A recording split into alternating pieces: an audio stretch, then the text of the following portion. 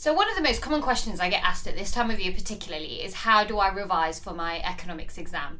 Especially if you're just a couple of months out of the exam and you've got a limited amount of time. You need to know how to make the best use of the time that you've got left before the exam. So that's what I'm going to be going through in today's video. The first thing you need to understand is you are being assessed in 4 different areas, and those are knowledge, application, analysis, and evaluation. And if any of these are a little bit shaky, it's going to bring down your mark. But because they're 4 very different things, the way that you revise for them is quite different as well, and you need to be strong at all 4 of them. So the first one, which is knowledge, I'm just going to explain what these are. Knowledge are things like your definitions, your diagrams. Can you explain your diagrams? Can you explain why certain lines are where they are in economics in your diagrams, and what that diagram is trying to convey? The angle of certain lines, it's the demand line elastic, inelastic. Can you explain all of that? The second one is application. Can you apply what you are saying to an instance, to an industry, to a country?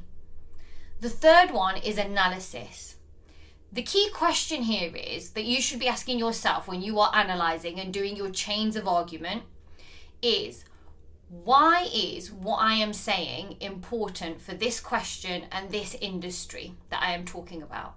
So for instance, if you're talking about tech as an industry, you really want to be talking about dynamic efficiency and innovation, because that is what is relevant to tech, and that is what tech companies and the tech industry is kind of renowned for and gives them a competitive edge, allows them to make a profit. And as you know, in economics, firms are profit maximizers, so they'll be striving towards this.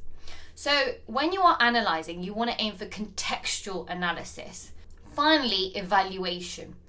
So can you entertain multiple different arguments, and can you criticise your own argument? That's really important too. So let's start with knowledge. How do you revise for knowledge? You should not be spending any time making notes if you're only a few months out of your exam, okay? If you're watching this in kind of February, January time, or even after that, you should not be spending time making pretty notes. And this often amazes a lot of my students, is that I'm asking them not to make notes. And it's because there's so many tools available on the internet. One of the ones that I recommend, for instance, is Tutor2U. If you put in any of the economics topics, they'll usually have a video, and they also have, if you scroll down, study notes for that area, so you can just print them off if they're missing in your folders. The difference between an AA star student and a kind of CD student is, the CD student is hoping that they get a good paper. For the AA star student, they know all the topics that can possibly come up, and they've got at least a foundational knowledge, so questions don't surprise them as such. So you really want to get to the point where you can go through the spec, so you should definitely be using your specification, go through each one of the topics and highlight anything or any phrases or any terminology that you don't remember from your 2 years of doing your A level. And then go back and watch videos, get study notes for those. The second thing that you want to be doing is getting your diagrams and any tricky definitions out on cue cards. And the key thing here is this. When you are putting your diagrams onto cue cards, and I'm going to show you an example of this, on one side you want to have the name of the diagram and what it's showing, and on the other side you want to have the actual diagram, and here's the key, with some bullet points explaining the diagram. Because in the exam, you will not just be marked for the diagram, but how you explain it. So simply memorising diagrams isn't enough. You get the higher marks by explaining the diagram. And if I were you, I would almost have 2 boxes. So you start off with all of your cue cards in one box, and if you can answer those questions, if you can draw the diagram without looking on the other flip side and just reading the name, if you know the definition off by heart, put it in another box where you only look at it every 3 or 4 weeks, okay? You don't want to be going over stuff that you know quite well. Next one is application. So your ability to apply your answers to an industry, a country, and to a situation. Now, and also your ability to use the case study. The easiest way for you to revise for that and understand that is to go through, number one, go through as many past papers as you can with case studies. So look through them, make sure you're asking teachers if you don't understand something or certain situations. Some of them can be quite tricky, for instance. So look at those past case studies and make sure you fully understand them. Similar industries come up all the time. So if you've got case studies about particular industries, whether that be the airline industry or the energy industry, if you read a couple of them, you will get better at understanding them and you will understand them quicker in the exam. Secondly, make sure you keep an eye on the news. So for instance, at the moment, we've got lots of trade union strikes, etc. Make sure you know what is happening in different industries and what is happening in terms of economic news. Now, a little trick, you don't have to read the whole article. The first paragraph of a news article always summarizes what the rest of the article is going to say anyway in more detail. So just read the first paragraph and be aware of what is happening. Then look through the spec, and next to the spec topics, think about which industry you would talk about. And if you've got certain items on the spec where you don't know what industry that applies to, that's the first kind of knowledge gap that you need to fill. So for instance, inelasticity, price inelasticity, which industry would that apply to? What kind of products would that apply to? Cross elasticity, what products would you mention?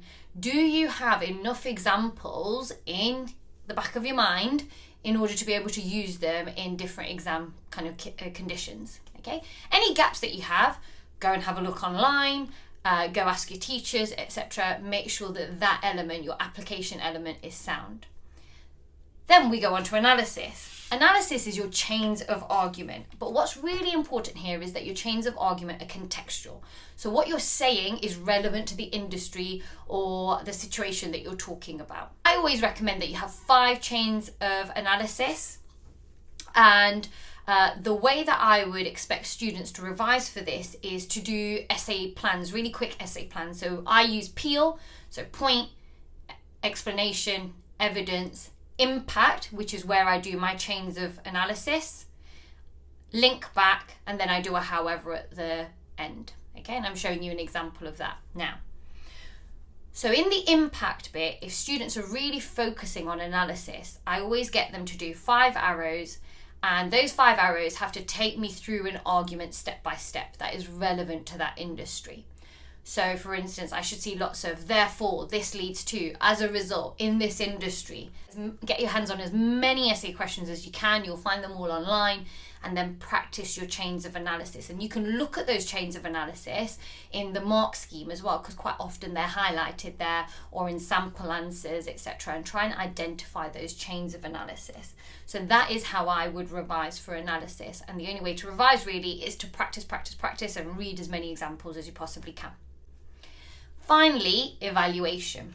This is the ability to entertain different arguments, even if you don't agree with them, and also to criticize your own argument.